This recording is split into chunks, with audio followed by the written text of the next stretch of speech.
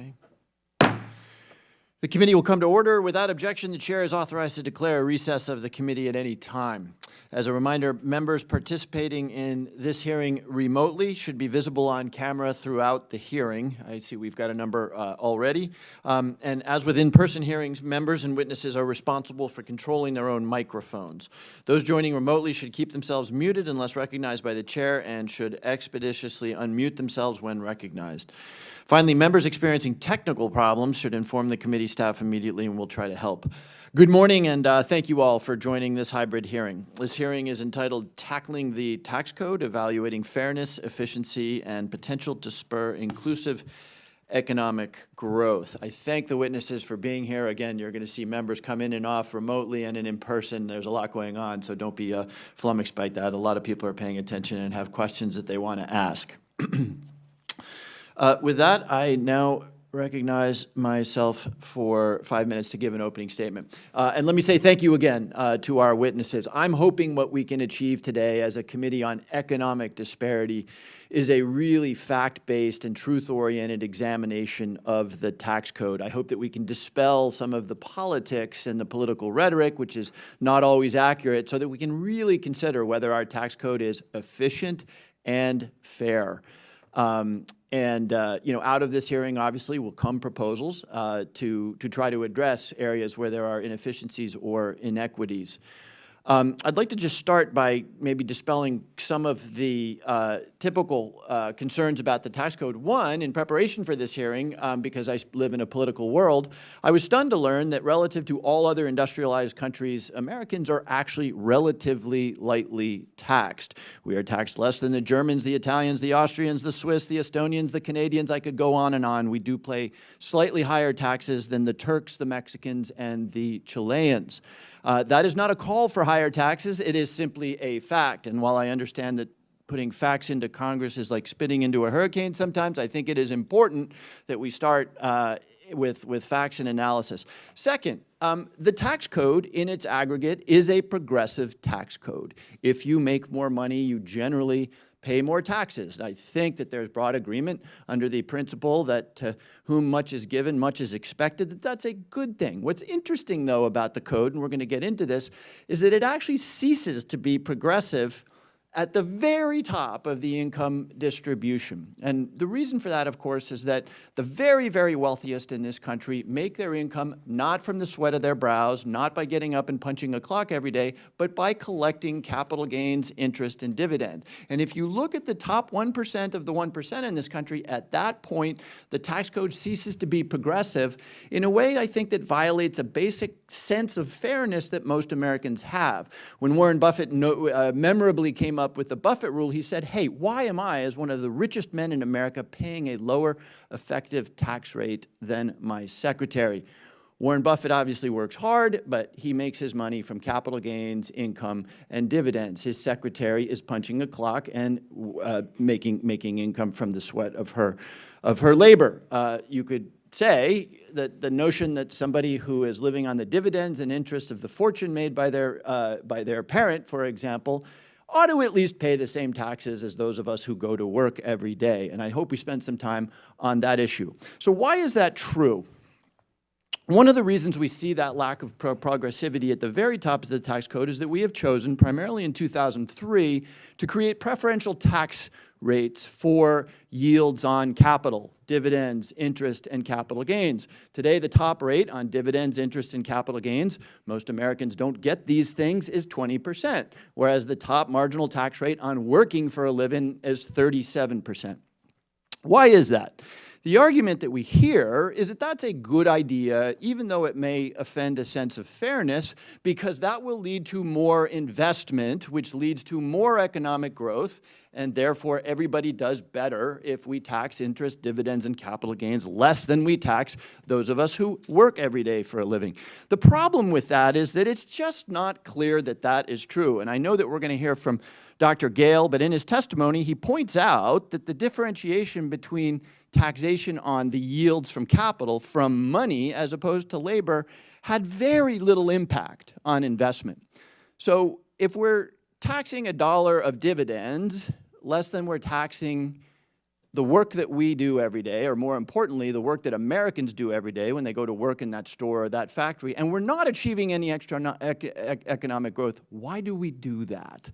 And I would just note, just to give a sense for what the implications of this are, that the income that we give up on the capital gains associated with the top 1% of the economic distribution in this country would fully pay for a year of child tax credit. So that's a choice.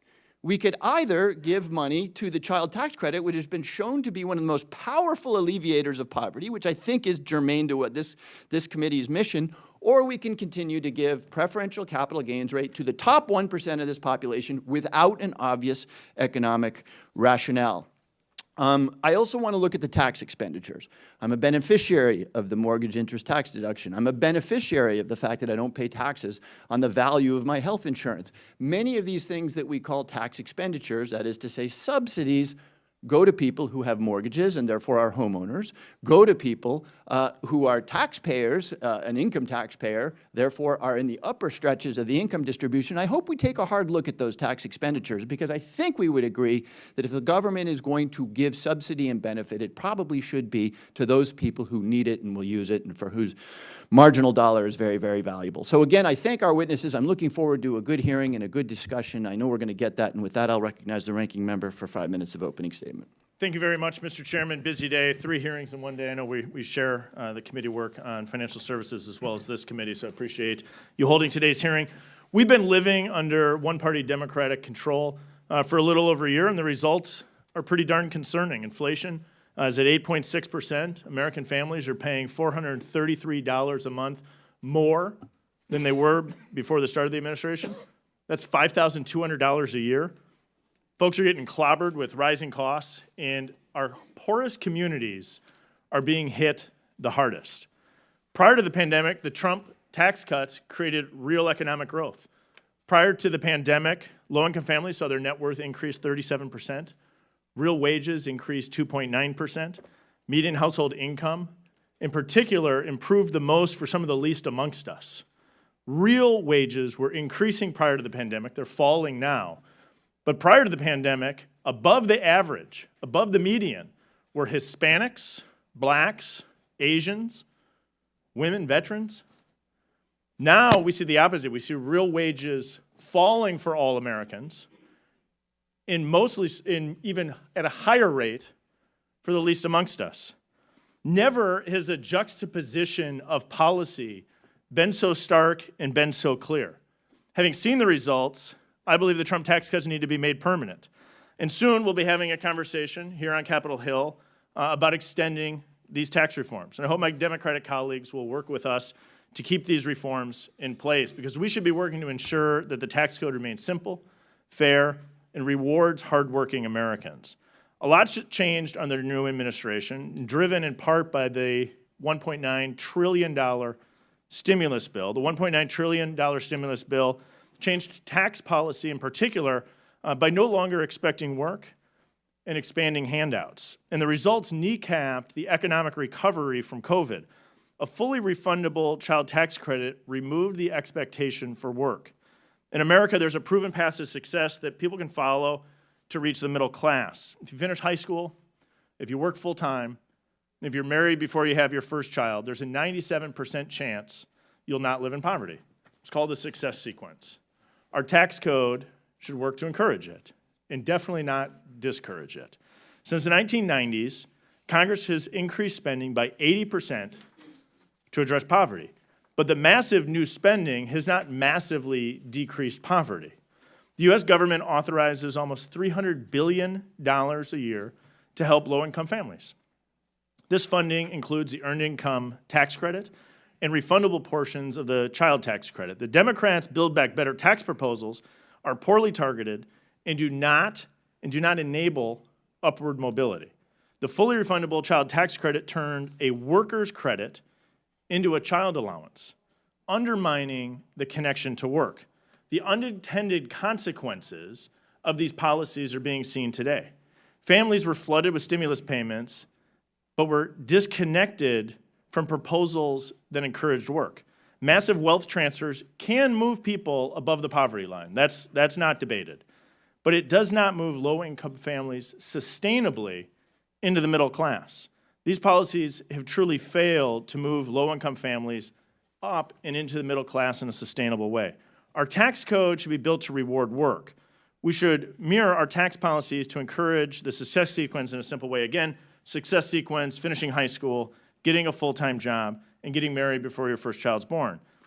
When this path is followed, as I said, 97% of families will not find themselves in poverty. It needs to help bring these to the bottom, to middle class, not keep them near poverty. That should be one of our key goals. And so where do you go from here?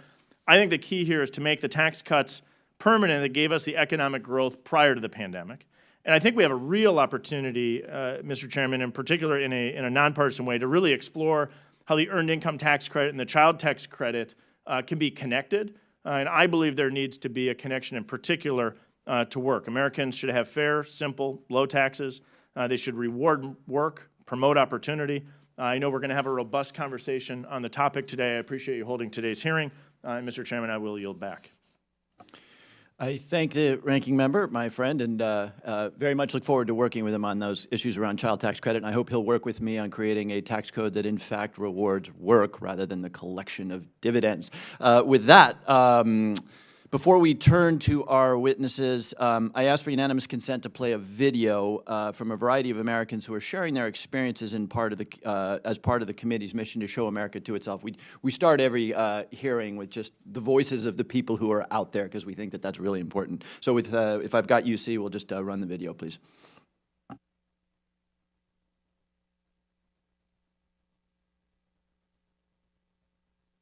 I do have 5 children. And since my husband is in the military, I take care of everything that has to do with the home. I also run my own business. What does the child tax credit mean to me? Mucho, mucho, mucho, sinceramente, porque el quedarnos sin trabajo nos ayudó para pagar los biles que teníamos atrasados, como el gas, la luz, y lo poco que nos quedó fue para comida. Well, I make $600 every 2 weeks, so that money was a blessing for me. Clothing, medicines, glasses. I bought her some shoes because her feet are growing. I bought her clothes. I'm buying her food. So for me, that was a big help. And believe me, there's families out there that they're trying what they can. The single mothers that are working, and they're working in a bakery, and they're working like at cleaning homes as best as they could, even during this pandemic. I see how hard they work. They get 2 jobs, 3 jobs just to sustain their family. These are the people that are earning the least and doing the most. So they're the ones that are cleaning the homes, cleaning the facilities. They were the ones that were hired to do everything that everyone else doesn't want to do is what our community is doing. We need to take care of our citizens, everyone that is living amongst us. We all need to help each other out. We're a small coffee shop. We serve award-winning coffee. That's it. The current federal tax code is a mess. So in essence, we are penalized if we have a great year in business, which is filed on the Schedule C, for not knowing that we were going to have a great year. There's a penalty that we didn't pay in enough to the government, and we should have known that we were going to do well. We pay along the way. We're not penalized if we have an awesome year and at the end they say, well, you owe $10,000 in tax, you didn't properly plan, you didn't pay in enough, so here's a penalty plus interest. Now looking at the end of each month, yes, it takes additional hours. So when I sit down to do the payroll returns every month and the payroll checks, it's now additional time spent to figure out what am I supposed to be paying the government, how much, at what timing, am I going to be penalized if I'm late, just to hopefully make that whole picture by the end of the year.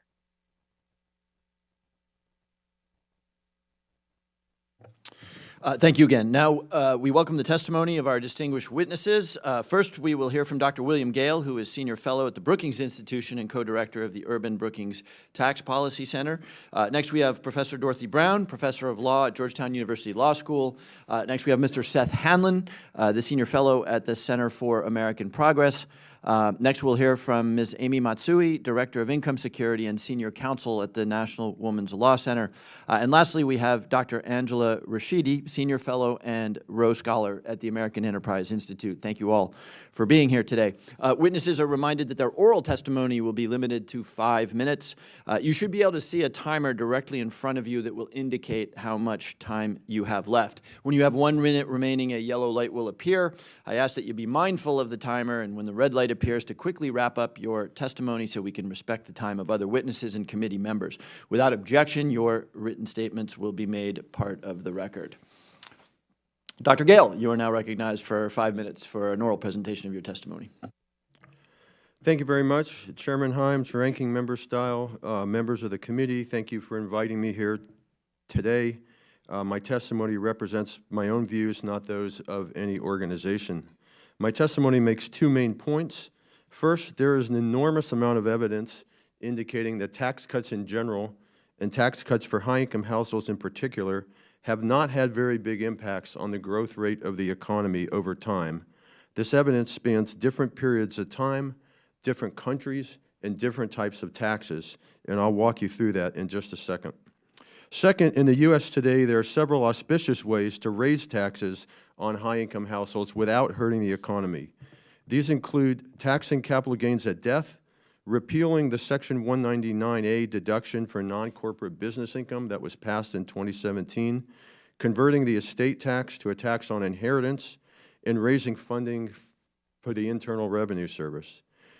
There's a third point which I won't talk about, but which is sort of a theme of this hearing, which is that if the revenues from these tax changes were used to fund new support and new opportunities for disadvantaged people, the result would be a significant and lasting reduction in economic disparities and actually a boost in the size of the economy, not a reduction.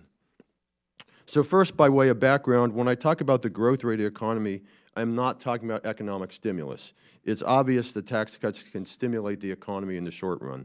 What I'm talking about is the medium term and long-term capacity of the economy to create goods and services. So this might take the form of more labor supply, more capital, more infrastructure, better technology, et cetera. And what I want to do is highlight 3 sets of evidence, sort of vignettes on taxes and the growth rate of the economy. The first one is based on U.S. history.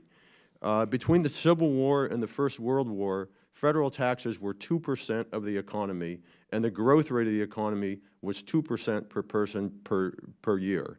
All right. Move forward to after the Second World War, 1950 to now, federal taxes are now 18% of the economy, 9 times as much as before, but the growth rate is still almost exactly the same, 2% per person per year. Also, during this post-war period, tax rates across the board were higher than in the before World War I period. This income taxes, corporate taxes, payroll taxes, estate taxes. And again, the level of revenue was 9 times as high as a share of the economy, but the growth rate was the same. Now, to be clear, a lot of factors affect the economy, but if taxes matter as much as we've been told, we would surely see a difference in the growth rate from taxes at 18% of GDP versus taxes at 2% of GDP. The second piece of evidence comes from looking across countries and tells a similar story. As the chairman mentioned, the United States has lower taxes than other countries. Our policies also embody less redistribution on the tax and spending side than other countries. If lower taxes and less redistribution help the growth rate, the U.S. should be growing faster than these other countries. Yet, over the past 50 years, taxes at all levels of government were 1/3 higher as a share of GDP in the other G7 countries than in the U.S., but the growth rate per person was virtually identical. The third set of evidence comes from the effects of the Tax Cut and Jobs Act of 2017. In a recent paper, I looked at the effects of TCJA through the end of 2019 before COVID affected the economy. The results show several things. First, TCJA caused revenues to fall significantly, in particular corporate revenues. Second, by a wide variety of metrics, TCJA had what appears to be a weak effect on investment, jobs, median wages, business startups, et cetera. This evidence from TCJA is consistent with a long line of research, including work from leading Republican economist, the late Martin Feldstein, showing that tax cuts over the last 40 years have not had big impacts on the growth rate of the economy. What can policymakers do? Well, basically the proposals I mentioned at the beginning of my testimony would increase tax revenues on high-income households without hurting the economy. The revenues could be used to reduce economic disparities. That concludes my testimony. Thank you very much. Thank you, Dr. Gale. Professor Brown, you are now recognized for 5 minutes.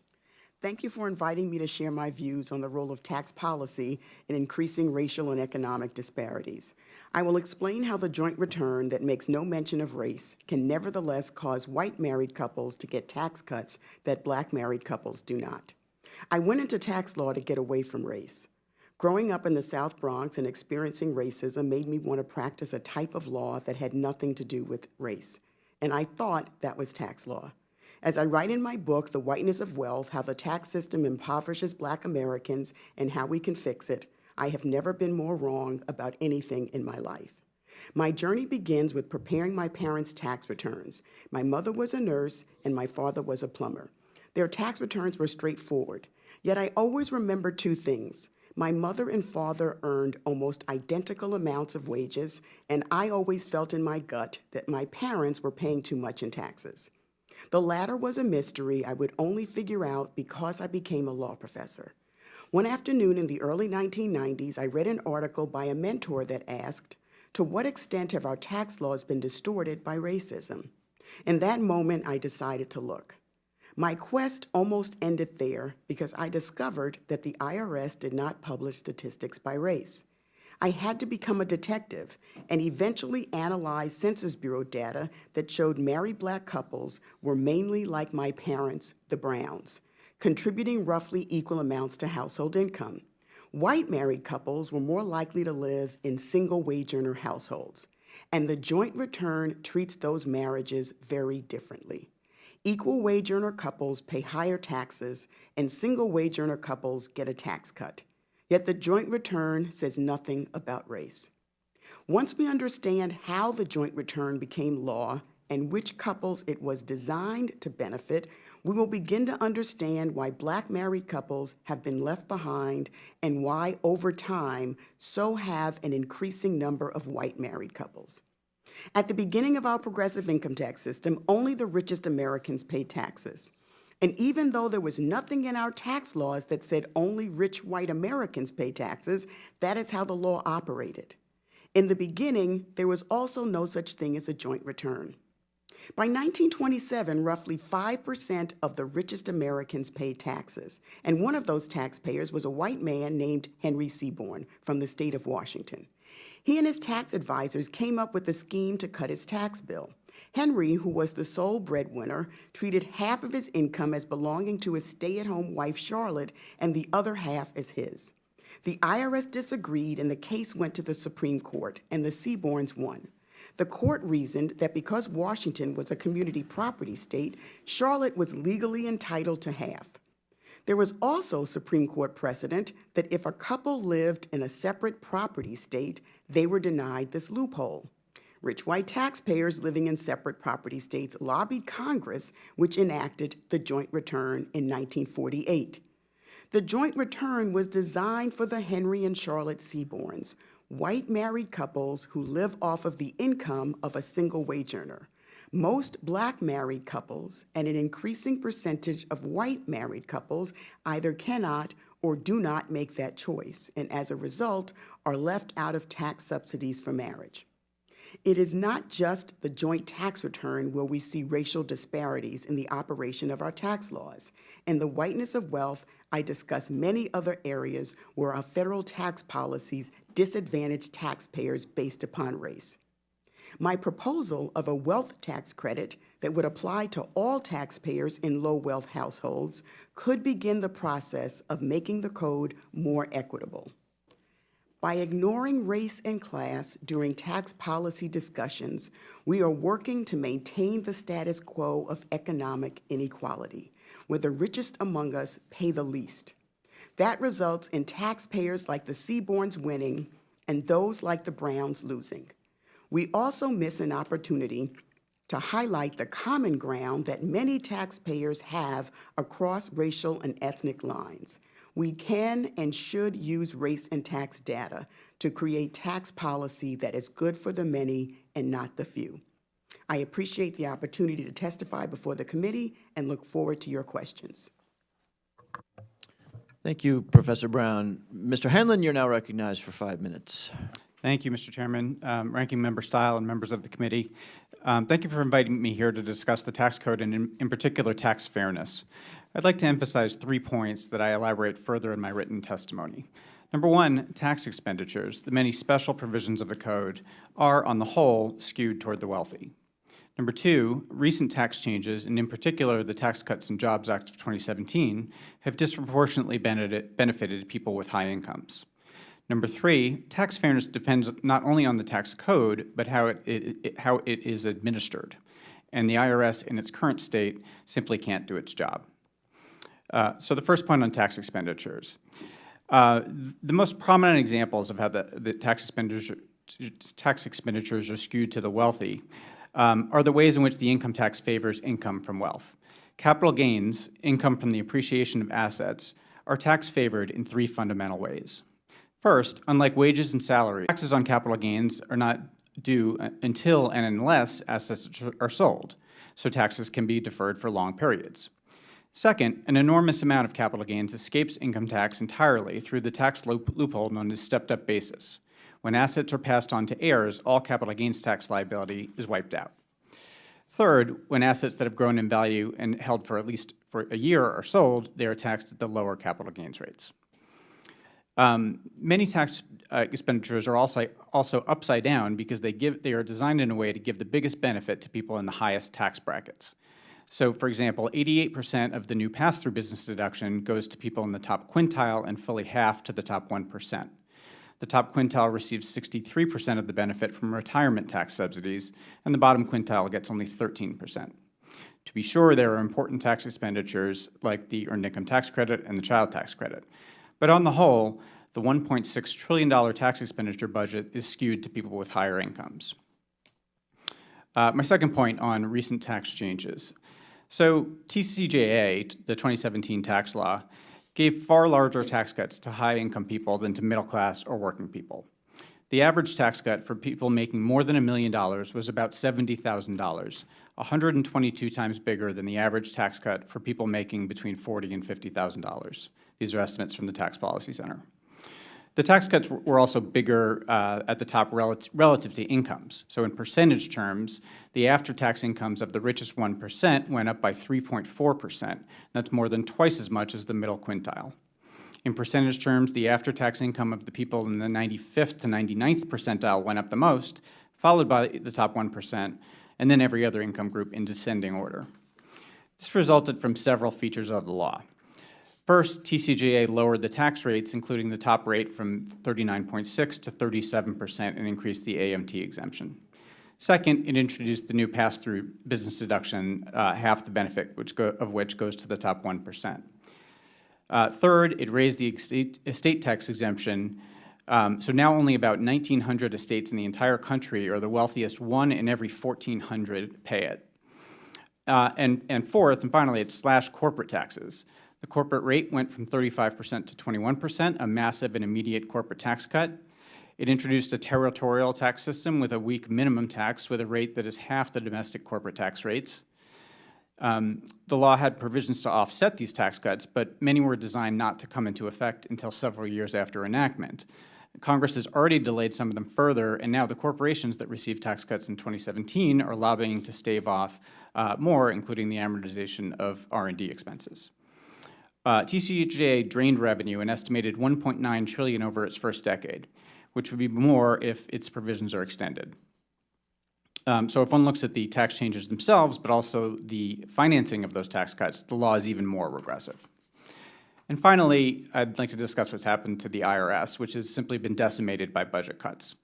The IRS has lost nearly 40% of its revenue agents, the experienced agents capable of thoroughly auditing complex tax returns.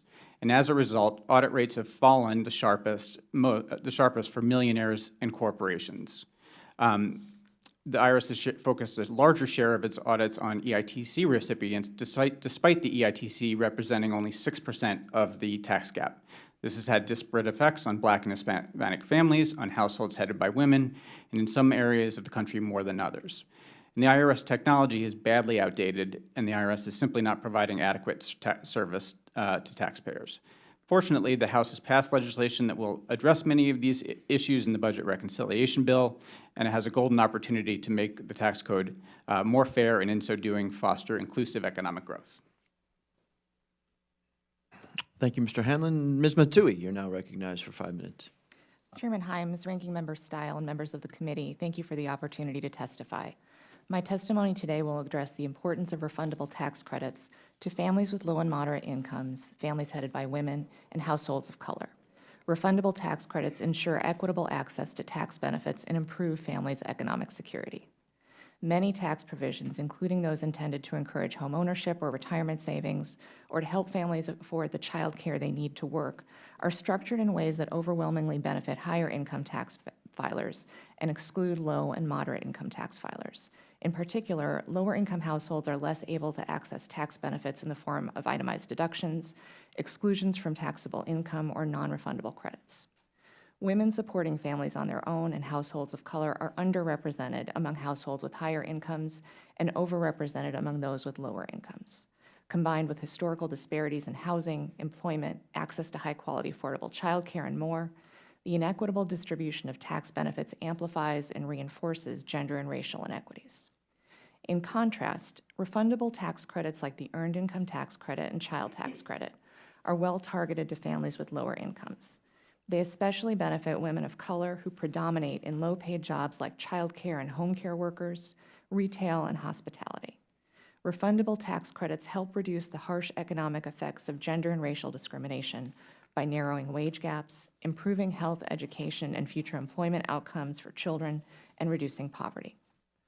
The American Rescue Plan Act made temporary expansions to the child tax credit, the Earned Income Tax Credit for low-paid workers not claiming children, and also the Child and Dependent Care Tax Credit. The expansions were intended to assist the tax filers most in need of support during the recession. For example, families used advance payments from the expanded CTC to pay for food and other necessities, catch up on bills, and replenish their savings. Families reported that the payments reduced their financial stress and enabled them to work more hours. The payments dramatically reduced monthly poverty rates for children, especially Black and Latinx children, from July to December 2021.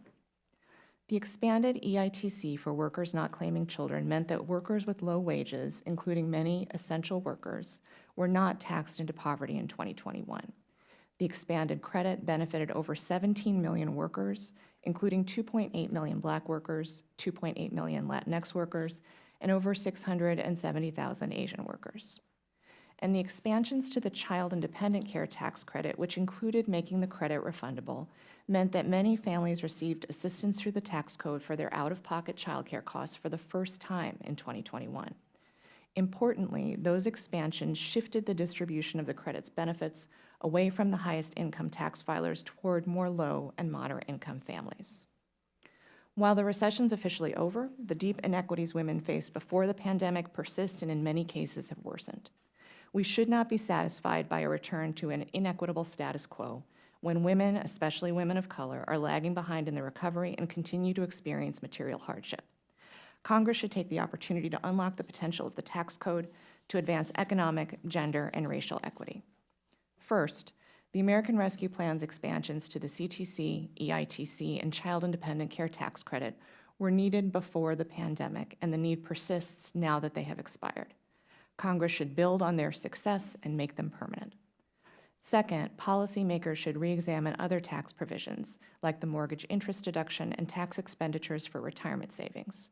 They should ensure that tax benefits can be accessed by low and moderate income families and complement direct assistance. Third, Congress should take steps to ensure that the wealthy and big corporations pay their fair share of taxes. This would increase fairness in the tax code and raise revenues to make significant, long overdue public investments in the care infrastructure, affordable and accessible housing, and other supports that enable women of color and women more generally to succeed in our economy. Finally, Congress should restore and increase IRS funding so that the agency can effectively administer tax benefits and equitably enforce the tax laws. Especially if paired with significant public investments, such tax policy changes could increase fairness, advance equity, and support sustained and broadly shared prosperity. Thank you for the opportunity to testify today, and I look forward to answering your questions. Thank you, Ms. Matsui. Dr. Rashidi, you're now recognized for 5 minutes. Thank you, Chairman Himes, Ranking Member Stiles, and members of the Select Committee for having me here today. My name is Angela Rashidi, and I am a Senior Fellow in Poverty Studies at the American Enterprise Institute, where I have spent the past several years studying the federal safety net and its effectiveness in helping low-income families escape poverty. My research and the broader evidence base suggests that there are three things crucial to reducing poverty: education, employment, and marriage. My testimony today will cover tax policy within the context of the social safety net, including how child-related tax credits affect employment and fit into the broader strategy to reduce poverty and increase upward mobility for U.S. families. I want to make 3 key points. First, tax policy plays a very important role in the safety net for low-income families. They receive over $100 billion in refundable tax credits in the average year through the tax code. Second, working families need tax relief, not tax policies that undermine employment. And third, Congress should consider reforms that reduce taxes, strengthen the connection to employment for low-income families, reduce marriage penalties, and are simple and straightforward to implement. One of the primary ways for families to escape poverty and move up the income ladder is employment. Yet our current federal safety net encompasses a patchwork of over 80 programs and services, many of which discourage work. Programs disincentivize work in 2 possible ways. The first is when government assistance replaces the need for employment. The other is when recipients lose government benefits as their earnings increase, thereby reducing their incentive to work more. Decades of research show that government assistance programs reduce employment in these ways. I mention these dynamics because employment is crucial for families to escape poverty. Not only does it provide income, which supports material well-being, but employment also provides non-financial benefits for parents that translate to children, such as social capital and better health.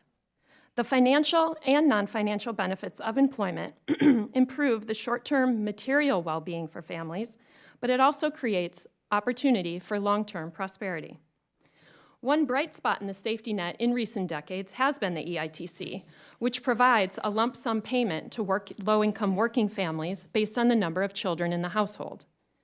Research shows that the EITC encourages employment among low-income single-parent families and improves child well-being.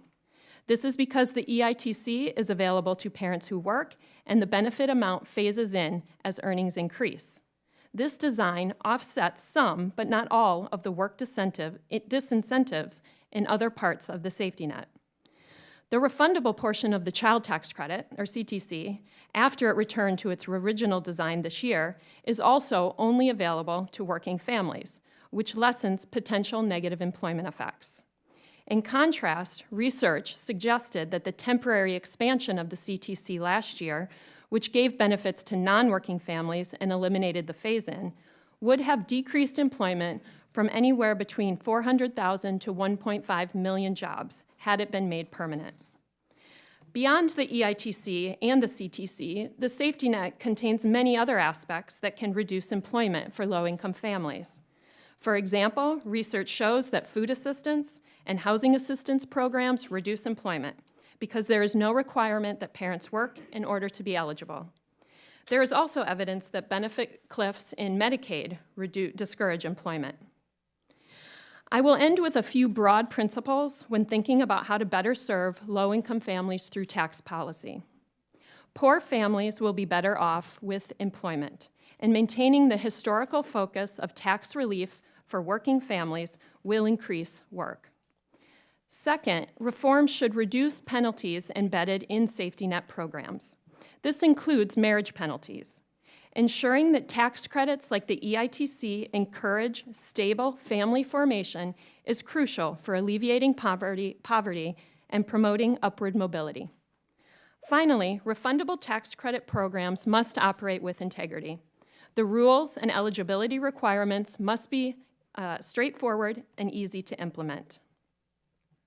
The greatest challenge for anti-poverty policy today is not assembling policies that transfer more money to poor families.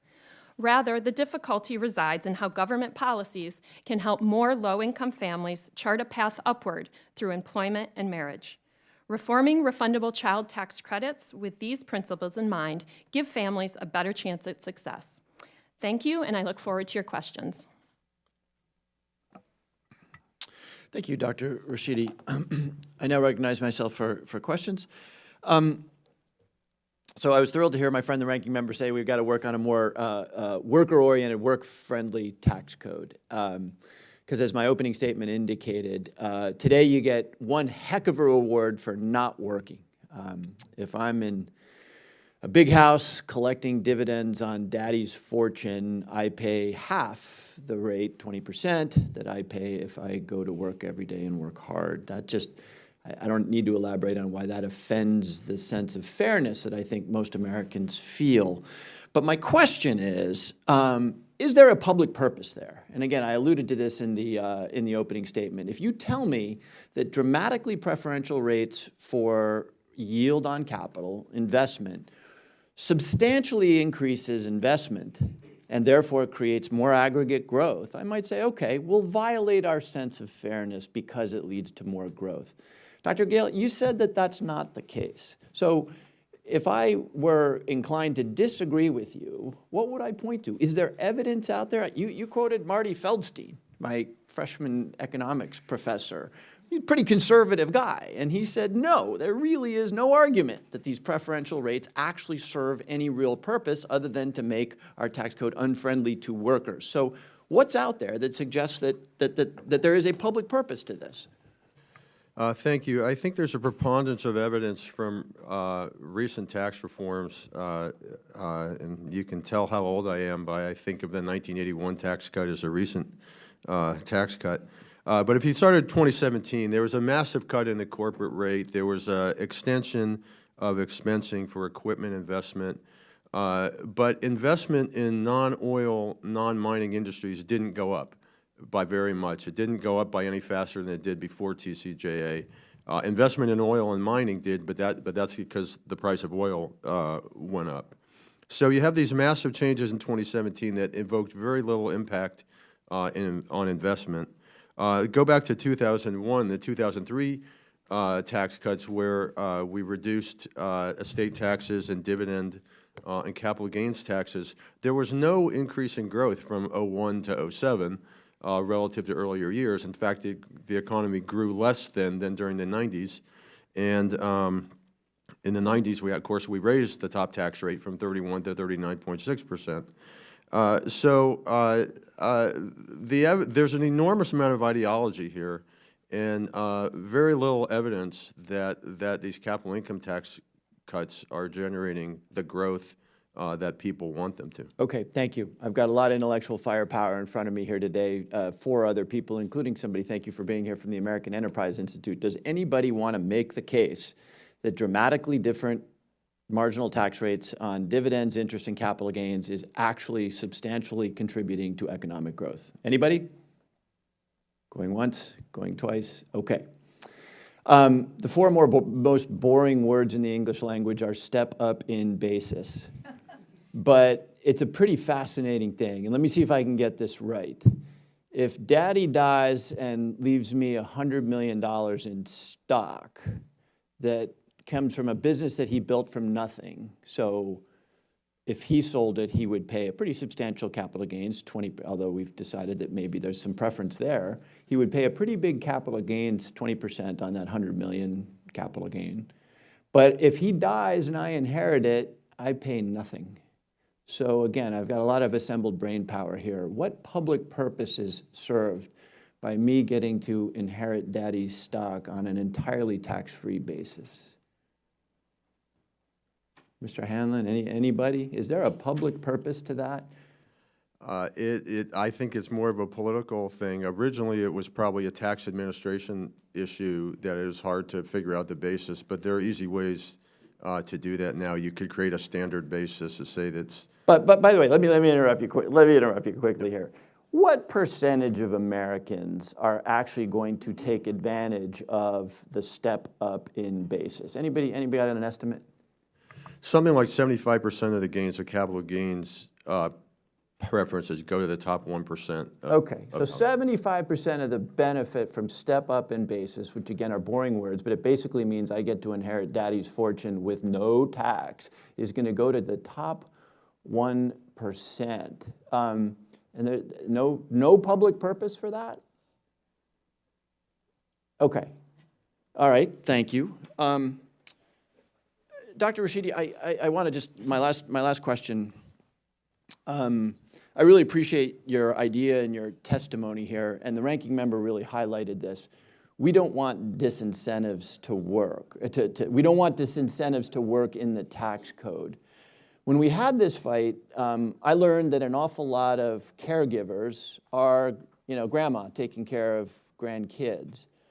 How do you, first of all, so I have two questions. One, and I'm going to ask this to the panel. You call the current CTC a child allowance. My understanding is that child allowance is a pretty conventional thing, particularly in Europe. So my question to the panel is there evidence that in fact there is a disincentive to work associated with a child allowance or the current structure of the child tax credit? And then, Dr. Rashidi, I take your point, but how do we deal with lots of people who I think we would argue because they're handicapped or elderly or whatever else shouldn't be compelled to work because they volunteer to take care of kids? But let's start with the broader question. Is there ample evidence that there is in fact a disincentive to work associated with a child allowance? Chairman, I'm happy to start. So I will just mention that there was a study done in April 2022 that looked at the 6 months of advance payments of the CTC over 6 months in 2021 and found very little, if any, difference between families who received the CTC and families that did not. And anecdotally, families who received the CTC advance payments said that those payments helped them actually work more. This could be because it helped them afford transportation or gas. Many families ended up using that for childcare payments, although I will note that the CTC monthly payments were not sufficient to meet the full costs of childcare that most families have to pay to work. But the evidence from the 2021 advance payments does not indicate that there was a work disincentive, and the evidence is similar from child allowances in Canada. Okay. Dr. Rashidi, is that evidence wrong, or are we missing something here? Well, you would not expect to have a reduction in employment based on a temporary 6-month policy. So I think that what we found from the temporary expansion of the CTC is really irrelevant in this discussion. Related to Canada, there were negative employment effects among married families, and I think the evidence is a little bit more mixed on the child allowance issue. Looking more broadly, though, if we assume that the EITC encouraged employment because of the way it was structured in terms of phase-ins and only being provided to working people, it's not clear why we would not expect a similar policy like the CTC if we eliminated those phase-ins would not have a negative reduction on employment. Okay, thank you. Can I just add, oh, sorry. Okay. Is the ranking member coming back? Pass to Arrington, Financial Services. We have Okay, I'm sorry. We've got votes in a variety of committees, so it's getting a little chaotic here. With that, I'll recognize Mr. Arrington for 5 minutes. Mr. Chairman, thank you. I was wanting to answer the question about stepped-up basis that you posed to the panel. In fact, let's be clear. Daddy worked his butt off, paid sales tax and franchise tax, income tax, both federal and state, property taxes, which we don't have an income tax in Texas, but we have a pretty hefty property tax. So Daddy worked hard, and he earned it, and he paid taxes on it. And what you'll have for farmers, I can speak to farmers, Mr. Chairman, if they had to pay the unrealized gains of those assets at the point of transfer, you would have the largest liquidation of farming and ranching assets in the history of our country, if not the world. I mean, so I think it's unfair, un-American, and I think it would devastate the agriculture economy in the United States. So I didn't hear any response from the panel, but coming from West Texas, where we produce the preponderance of food and fiber for our nation, if not the world, there's an important deleterious effect, significant adverse impact on agriculture. So yeah, Daddy worked hard, Daddy paid lots of taxes all the way through the transfer. And there aren't many, farmers are cash poor. They can't afford to pay the taxes on the unrealized gains. They would sell the farm. Listen, that principle is so well understood by even the Democrat Party that they took out the repeal of the stepped-up basis, just negotiating with Democrats on the Build Back Better. So that question's been answered by Jimmy Panetta and others who understand agriculture. Now, let me ask you, Mr. Hanlon. Thank you for your comments and your testimony. You talked about the wealthy paying their fair share and wealthy benefiting from the tax code. Do you support the SALT cap deduction being raised, whereby 50% of the people, this is the Build Back Better provision, the Democrats, complete partisan vote, zero Republican support, but they raised the SALT deduction. 50% of that's going to go to millionaires. 96% will go in the top quintile. 4% will be a benefit accrued to middle class. Do you support that provision? Because I'm trying to reconcile at what point do you think the rich are getting richer off the tax code? So the bill as a whole raises taxes on the top 1%. No, I'm not. I'm just talking about that no, provision, if you would. Yeah. Just in the interest of time. I've written that I don't believe that raising the SALT cap entirely it should be a priority in this reconciliation bill. I think there are much. We don't either. I appreciate the feedback. Just in the interest of time, we don't either. I don't get it, but because again, Republicans aren't even at the table on this deal. Do you think I hear a lot about fairness? And I just want to get your take, as fairness may be in the eye of the beholder, is from my experience up here. But when the top 1% of income earners are paying 40% of the taxes in this country, is that fair to the top 1%? Should they pay more? What about the top 10? The top 10% are paying 70% of our taxes. 40% roughly are paying no federal income tax liability. They get the benefit of the national defense, the infrastructure, but no real ownership in that. We have the most progressive tax code among any OECD nation. That means we're taxing the rich a whole lot more than we're taxing folks on the lower income. So these are rhetorical. I don't have much time. When we reduce the tax burden on job creators and individuals and working families, with the Tax Cut and Jobs Act, 6 million people were lifted out of poverty, the lowest poverty rate in the history of our country.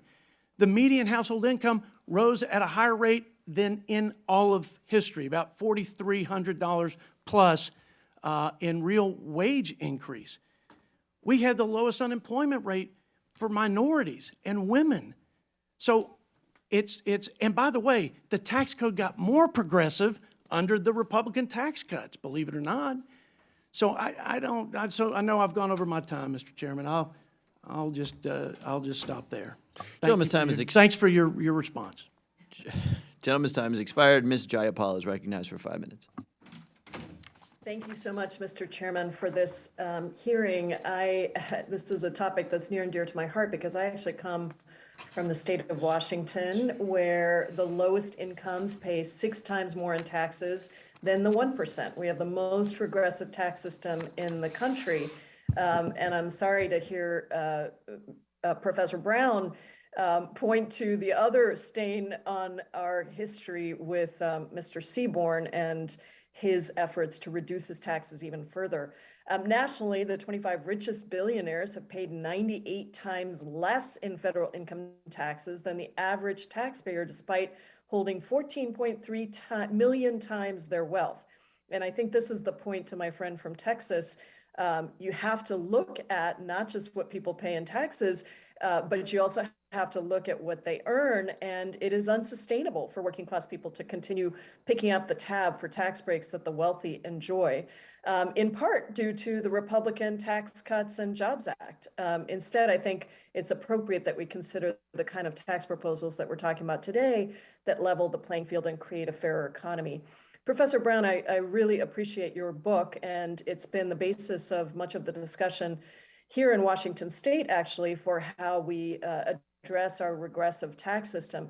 In your testimony, you point out that lower income and taxpayers of color are more likely to be audited by the IRS because they claim credits like the Earned Income Tax Credit. How does that impact the wealth gap between working families and the elite? And is it fair that these are actually the individuals that are getting audited the most when they have the least amount of money versus the very, very wealthiest at the top? Well, obviously, it's unfair. And what it does to the wealth gap is it makes the wealthiest less likely to be audited, whereas low-income wage earners are more likely to be audited, which has significant race and class impacts. And working families and communities of color typically generate their wealth from wages, which gets taxed because our tax code focuses on income. Professor Brown, what does that mean in terms of the groups that are left out of paying their fair share in taxes? It means that highest income white Americans are the ones most likely to own stock and get income from stock that's subject at most to the 20% tax rate, whereas wage earners, which are disproportionately Black and Hispanic, are being taxed on every dollar of their income. Thank you. Mr. Hanlon, let me follow up on that with you. The ultra wealthy avoid taxes by concealing their wealth in a diverse array of assets and with a big army of tax lawyers. To ensure that they pay their fair share, I've got a bill with Senator Warren called the Ultramillionaire Tax Act that would enact just a 2% tax on the top 0.05% of the wealthiest households. And as we like to say, your first 50 million is free and clear in my bill. The audit rate for the wealthiest Americans fell from 21% to 3% over the last decade. And in the next decade, tax evasion will cost the IRS $7 trillion in revenue, which is money that could reduce expenses for families through providing affordable childcare or lowering prescription drug costs. Why are the audit rates for the wealthiest declining, and what do we do about it? Thank you for that question. I mean, I think the basic reason is that the IRS has been stripped of resources to adequately and thoroughly audit the wealthy and corporations. They've lost about 40% of the revenue agents, and those are the trained and experienced personnel who can actually do the very complex audits that of the wealthy and corporations. And this is what the IRS Commissioner himself has said, that they simply don't have the people, the bodies, to go after, to do this work. And as a result, as Professor Brown was discussing, they've shifted a greater share of their audit resources onto EITC recipients who are very cheap from the IRS's perspective to audit because they can do it by mail. And that's been had very disparate effects by income and by race. So what can be done about it? Well, the budget reconciliation bill provides substantial multi-year funding for the IRS $80 billion over 10 years, with those resources directed towards, specifically towards auditing high-income individuals and corporations. So important. My time has expired, and I just think it's important that we think about both the focus of any resources we have and the amount of resources that we have. Thank you, Mr. Chairman. I yield back. The gentlelady's time has expired. The ranking member is recognized. Thank you very much, Mr. Chairman. We've heard a lot today. I think it's a productive conversation. I just want to go rapid fire down the line. Mr. Gale, do you believe our tax code is skewed to the wealthy, yes or no? Is the federal tax code skewed to the wealthy? Many aspects of it are, yes. Ms. Brown? Yes. Hamlin? I think it's skewed to the very, very wealthy. The very, very wealthy. Ms. Hui? Yes, in terms of many provisions, yes. Dr. Rashidi? Well, in some ways, yes, but I think we missed the point, too, that 40% of the bottom of the income distribution don't pay income taxes at all. So to factor in that in. No, that's a helpful note. So let me come back to the four who've noted it's, in their opinion, skewed to the wealthy. What if I came to you with a tax proposal that cost $285 billion, and of that tax proposal, 20%, or I apologize, 96% of the relief would go to the top 20% income earners. So I'm going to, you've just noted, all four of you, it's a skewed tax code in your opinion. I present to you an idea that is going to be 96% of the benefits going to go to the top 20%. Would that further skew the tax code in favor of the wealthy? Mr. Gale? I don't have these numbers in my head. Okay, you don't know. Ms. I don't Brown? know. Oh, you don't know. All right, Ms. Hanlon? Mr. Hanlon, It sorry. depends on the broader legislation it's contained in, but in Interesting. isolation, yes. In isolation, yes. That's an honest answer. I'll just add that the tax code doesn't operate in isolation. It's on top Okay, of okay, so a lot, what I'm going to view there is a lot of dancing. Because we saw last year a proposal on a single-party vote to increase the SALT tax deduction, voted by every Democratic member of this committee, to the best of my knowledge, passed in a partisan process that took $285 billion. I think the real cost is closer to $340 billion. We could nit and nat. What's billions amongst friends? We could nit and nat that. But the benefit would be skewed to the wealthiest. So I think there's a lot of richness in some of the comments that we're hearing here, where the Democrats' most expensive provision of Build Back Better would take tax benefits and skew it to the wealthiest. Because I think the Trump tax cuts actually generated significant economic growth across the board, and some of the greatest benefits of that were felt by the least amongst us. Real wages were growing across the board prior to the pandemic, and uniquely, the median real wage growth was most significant among some of the least amongst us, and in particular, blacks and Hispanics. And so I think we need to reflect upon the empirical data in the real world versus sometimes just the hypothetical approach that's being offered to us. I want to jump in, though, because I think, Dr. Rashidi, your research in particular on the child tax credit, on the earned income tax credit, in how those changes occurred at the start of the Biden administration. I think rarely in world history have we seen such a juxtaposition between policies from one administration to the next, in particular on domestic economic policy. What was the real-world implications of pulling away the connection of employment as relates to those two key provisions? Well, I think the main concern with making the CTC fully refundable, meaning it went to non-working families, was that it would disincentivize employment over the long term. And part of why scholars like myself were concerned is because we have studied the AFDC program, which was the cash welfare program prior to our current program, TANF, which in many ways was a kind of child allowance for very poor families with children. And it was the consensus, a bipartisan consensus that program very much disincentivized work, reduced work among the most vulnerable families, which were largely single mother families, and did not result in better outcomes for those families. And so with the onset of welfare reform in '96, we have quite a bit of evidence to suggest that it increased employment greatly, and I would argue that the bulk of the evidence suggests that has been positive for single mother families and their children over time. So the concern in moving back to an AFDC type approach in how to reduce poverty, I think raises a lot of concerns, mainly because it does disconnect our government programs from employment. And did you see a reduction in the participation rate in employment or the employment numbers as the child tax credit was disconnected from work? Well, so that's a difficult empirical question to ask. One, it's hard to control for all other things that were going on at the time. And also, just from an economic theory perspective, a temporary policy that families know is temporary and is going to end eventually, we wouldn't expect that to change behavior. So I wouldn't even look at short-term changes in employment as an effectiveness measure of that policy. We would need much more time to do that. Thank you. If I can, Mr. Chairman, if I have one more minute or so, I'll be tight on it. We hear a lot about people paying their fair share. We're policymakers. We actually set rates and numbers. Mr. Gill, do you have a percentage of income that should be paid that would be a fair share? A percentage, a number? I think the issue there is what's counted as income.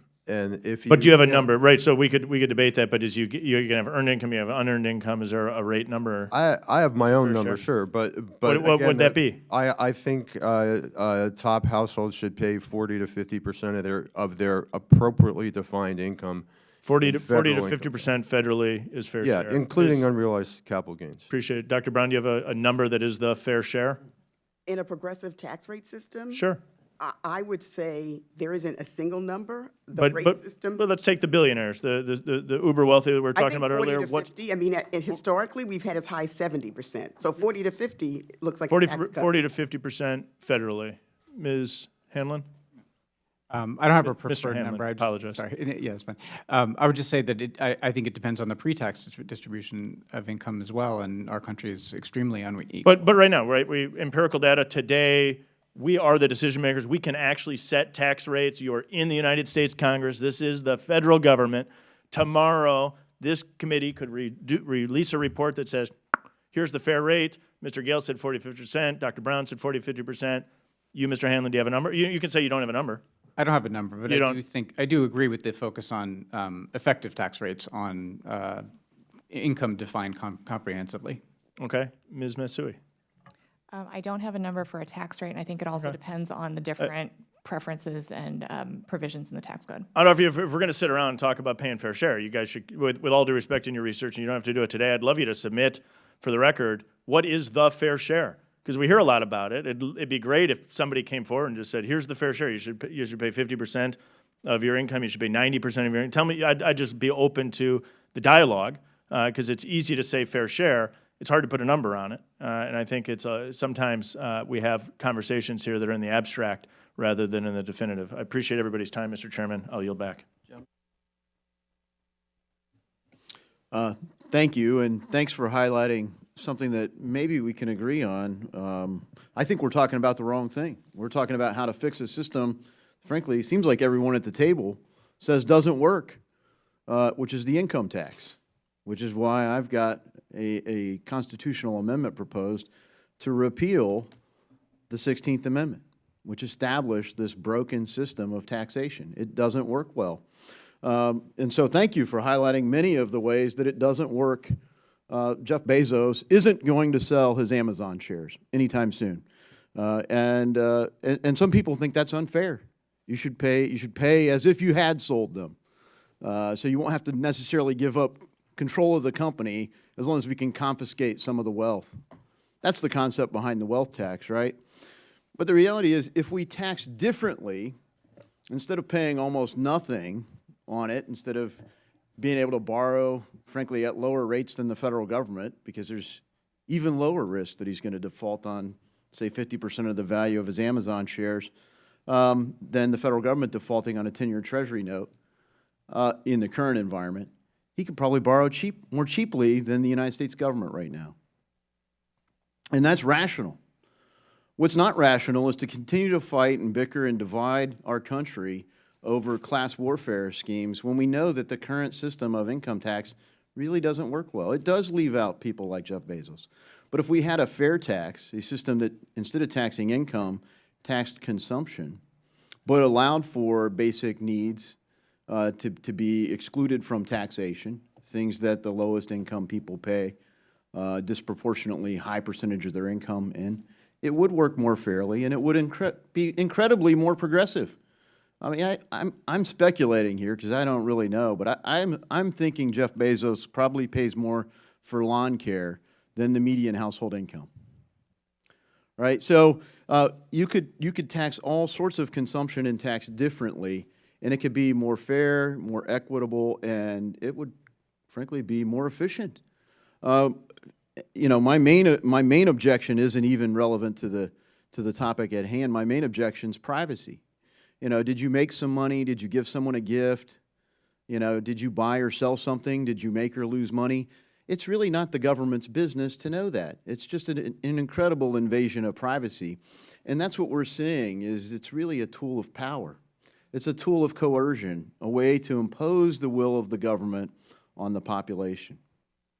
And so for all those reasons, we should have more freedom and less government, and we should actually get to one of the root issues that also divides us, which is sound money. So I'm going to go down the table real quickly and say, you know, do deficits matter? So, Mr. Gale, do deficits matter? Right now, they matter less than they have in the past, and I'll take that as a probably no. less than they have in the future. Professor Brown? No. Mr. Hanley? Very little at the moment. Okay. Ms. Matsui? They shouldn't constrain investments that are needed. No? Okay. Yes, they matter. Okay, so I think we've had a little sample pack of modern monetary theory, which is a new phrase for an old idea that you can debase the currency, that deficits don't matter. You know, we have our own currency, so we could just print more money.